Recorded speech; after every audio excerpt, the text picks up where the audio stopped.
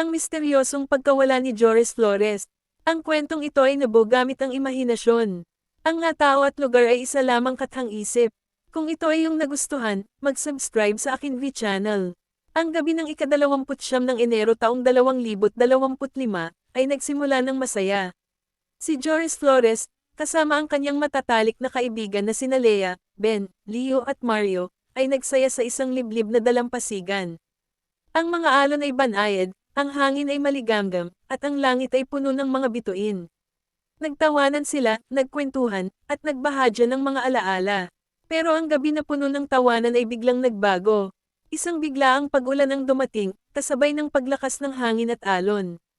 Nagmamadaling umuwi sina Lea, Ben, at Mario, ngunit si Joris ay nagpumilit na manatili pa. Sinabi niya na gusto niya pang mapag-isa, na may iniisip siya. Iniwan nila siya na nangangako na babalik kinaumagahan. Kinaumagahan, wala na si Joris. Walang bakas, walang katawan. Ang tanging natira ay ang kanyang mga gamit sa dalampasigan, at isang maliit, kakaibang kahon na natagpuan ni Lea malapit sa lugar kung saan huling nakita si Joris. Sa loob ng kahon ay isang piraso ng papel na may nakasulat na palaisipan. Saan nagtatago ang lihim ng alon? Sa ilalim ng buwan, o sa puso ng buhangin? Ang palaisipan ay nagdulot ng pagkalito at takot sa mga kaibigan ni Joris. Nagsimula silang mag-imbestiga, sinusubukan nilang hanapin ang sagot sa palaisipan, at ang katotohanan sa likod ng pagkawala ng kanilang kaibigan.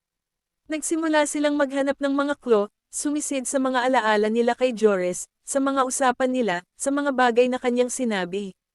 Natuklasan nila ang isang lihim na pinanghahawakan ni Joris, isang lihim na may kaugnayan sa isang lumang alamat tungkol sa dalampasigan. Ang alamat ay nagsasalita tungkol sa isang kayamanan na nakatago sa ilalim ng dagat, isang kayamanan na binabantayan ng isang mahiwagang nilalang. Naisip nila na ang palaisipan ay isang susi sa paghahanap ng kayamanan, at marahil, kay Joris din. Habang sinusundan nila ang mga clue sa palaisipan, unti-unti nilang natuklasan ang isang mas malalim na misteryo. Isang misteryo na hindi lamang tungkol sa pagkawala ni Joris, kundi pati na rin sa mga lihim na itinago nila sa isa't isa. Ang paghahanap sa katotohanan ay naging isang paglalakbay sa kanilang nakaraan, sa kanilang pagkakaibigan, at sa kanilang mga sarili. Hanggang sa wakas, nalutas nila ang palaisipan. Ang sagot ay hindi lamang isang lokasyon, kundi isang simbolo ng isang mas malalim na katotohanan. Ang pagkawala ni Joris ay hindi isang aksidente, kundi isang maingat na plano.